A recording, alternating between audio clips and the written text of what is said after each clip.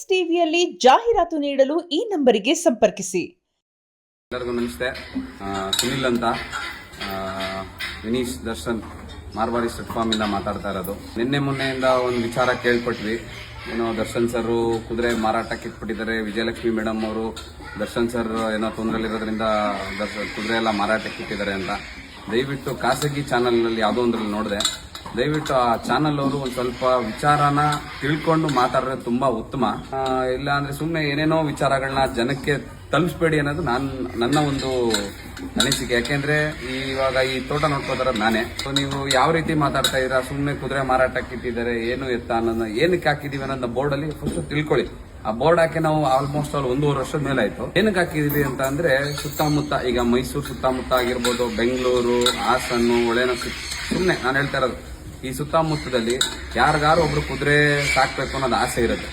ಈಗ ಅವರು ಯಾವ ತರ ಯಾರನ್ನ ಕಾಂಟ್ಯಾಕ್ಟ್ ಮಾಡಬೇಕು ಏನು ಅನ್ನೋದು ಗೊತ್ತಿಲ್ಲ. ಈಗ ಯಾರೋ ಸಿಗ್ತಾರೆ, ರಾಜಸ್ಥಾನದಿಂದ ಕುದುರೆಗಳು ಮಹಾರಾಷ್ಟ್ರ ಸಿಗುತ್ತೆ, ಮತ್ತೆ ತಮಿಳ್ನಾಡಲ್ಲೆಲ್ಲ ಎಲ್ಲೋ ಒಂದ್ ಕಡೆ ಇದೆ ಅಂತ ನಮಗೂ ಮಾಹಿತಿ ಇದೆ. ಬಟ್ ಏನ್ ಮಾಡ್ತಾರೆ, ರಾಜಸ್ಥಾನ ಈಗ ಗೊತ್ತಿಲ್ಲದೇನೆ, ಈಗ ನನಗೆ ಕುದುರೆ ಬಗ್ಗೆ ಗೊತ್ತಿಲ್ಲ, ಈಗ ನಾನು ತಿಳ್ಕೊಂಡಿರೋದು. ಈಗ ನನಗೂ ಸಾಕ್ಬೇಕಂತ ಆಸೆ ಇದೆ, ತಿಳ್ಕೊಂಡ್ಮೇಲೆ ತಾನೇ ಸಾಕ್ಬೇಕಾಗಿರೋದು. ಸುಮ್ಮನೆ ಯಾರೋ ಹೋಗ್ಬಿಟ್ಟು ಈಗ ರಾಜಸ್ಥಾನ ನಾನು ತರ್ತೀನಿ ಅಂದ್ರೆ ಇಲ್ಲಿನ ಟ್ರಾವೆಲಿಂಗ್ ಎಷ್ಟು ದೂರ ಆಗುತ್ತೆ. ಮತ್ತೆ ಅಲ್ಲೋಗಿತ್ತಂದ್ರೆ ಈಗ ಗೊತ್ತಿರೋರೇ, ಕುದುರೆ ಬಗ್ಗೆ ಗೊತ್ತಿರೋರೇನೆ ಮೋಸ ಹೋಗ್ತಾರೆ ಒಂದೊಂದ್ಸಲಿ. ಈಗ ಪಾಪ ಏನು ಗೊತ್ತಿಲ್ಲದೆ ಹೋಗಿ ತರಕ್ಕೋಗಿ ಮೋಸ ಹೋಗೋದು ಗ್ಯಾರಂಟಿ. ಅದಕ್ಕೋಸ್ಕರ ನಮ್ಮ ಯಜಮಾನ್ರು ಅವರ ಮನಸ್ಥಿತಿ ಏನು ಅಂತಂದ್ರೆ, ಬೇಡ ಯಾರು ಮೋಸ ಹೋಗೋದು ಬೇಡ, ತರೋಣ, ಒಳ್ಳೆ ರೇಟಿಗೆ ತರೋಣ, ಅದರಿಂದ ಒಂದು 10,000 ರೂಪಾಯಿ ಲಾಭ ಇಟ್ಬಿಟ್ಟು ಮಾರೋಣ ಅಂತ ಇದೇ ನಮ್ಗೆ ವಿಚಾರನ ನಮ್ಗೆ ಯಾವಾಗ್ಲೂ ಹೇಳೋದವರು.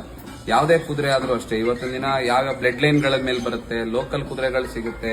ಈಗ ಪೋನಿ ಅಂತ ಇರುತ್ತೆ, ಟಾಂಗಾ ಕುದುರೆಗಳಿರುತ್ತೆ ಸುಮಾರು. ಅದರಲ್ಲೇ ಮಾರ್ವಾರಿ, ಕಾಟೇವಾರಿ ಸುಮಾರಿದೆ. ಅದರಲ್ಲೇ ವಿಭಿನ್ನ ಕುದುರೆಗಳಿರುತ್ತೆ. ಇದು ಬಂದು ನೋಡಿ, ಇದು ಬಂದು ಬರಾಕ್ ಪಿಂಟೋ ಅಂತ, ಇಲ್ಲಿದಲ್ಲ, ಇದು ಹೊರಗಡೆ ದೇಶದಿದು.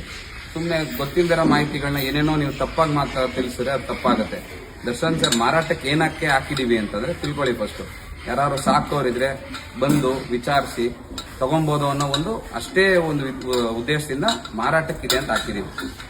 ಇದೆಲ್ಲ ಗಂಡು ಕುದುರೆಗಳು, ಇದೆಲ್ಲ ಸ್ಟ್ಯಾಲಿಯನ್ಗಳು ಬರುತ್ತೆ, ಗಂಡು ಕುದುರೆಗಳು. ಹೆಣ್ಣು ಕುದುರೆಗಳು ಅಲ್ಲಿದೆ. ಈಗ ನೋಡಿ, ಇದೆಲ್ಲ ಹೆಣ್ಣು ಕುದುರೆಗಳು.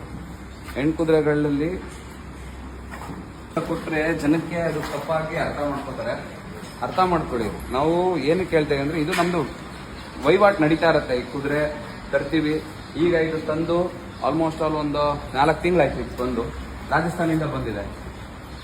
ಆ ಥರ ಕುದುರೆಗಳು ತರ್ತೀವಿ, ಯಾರು ಇಷ್ಟ ಇರೋರು ಬಂದು ತಗೊಳ್ಬೋದು.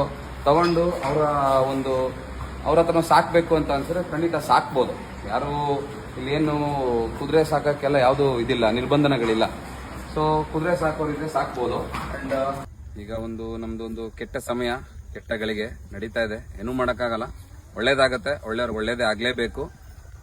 ನಾವೇನ್ ಹೇಳಕ್ ಬರ್ತಾ ಇದೀವಿ ಅಂತಂದ್ರೆ, ನಮ್ಮ ಯಜಮಾನ್ರು ಹೊರಗಡೆ ಇದ್ದಾಗ ಎಷ್ಟು ಜನಕ್ಕೆ ಜೀವನಾಂಶ ನಡೀತಿತ್ತು ಅಂಡ್ ಎಷ್ಟು ಜನಕ್ಕೆ ಕೆಲಸ ಸಿಕ್ತಿತ್ತು ಅದೆಲ್ಲ ನಾವೇನು ಹೇಳ್ಬೇಕಾಗಿಲ್ಲ. ಅದೆಲ್ಲ ಪ್ರತಿಯೊಬ್ಬರಿಗೂ ಗೊತ್ತಿದೆ.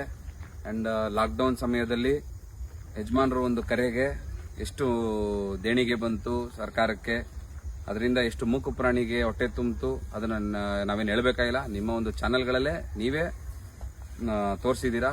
ಅಂಡ್ ನಮ್ಮ ಲಾಸ್ಟ್ ಏನ್ ಹೇಳಕ್ಕೆ ಬರ್ತಾ ಇದೀನಿ ಅಂದ್ರೆ, ದಯವಿಟ್ಟು ನಮ್ಮ ಯಜಮಾನ್ರ ವಿಚಾರದಲ್ಲಾಗ್ಲಿ, ನಮ್ಮ ತೋಟದ ವಿಚಾರದಲ್ಲಾಗ್ಲಿ, ಮತ್ತೆ ಅವರ ಫ್ಯಾಮಿಲಿ ವಿಚಾರದಲ್ಲಾಗ್ಲಿ ದಯವಿಟ್ಟು ತಪ್ಪು ಸಂದೇಶಗಳನ್ನ ಕೊಡಬೇಡಿ ಪ್ಲೀಸ್ ಅಂತ ಕೇಳ್ಕೊತಾ ಇದ್ದೀನಿ. ದಯವಿಟ್ಟು ನಮ್ಮ ಹಂಬಲ್ ರಿಕ್ವೆಸ್ಟ್, ಇದನ್ನ ಸರಿಯಾದ ರೀತಿಯಲ್ಲಿ ಸರಿಯಾದ ಮಾಹಿತಿಗಳು ಕೊಡಿ.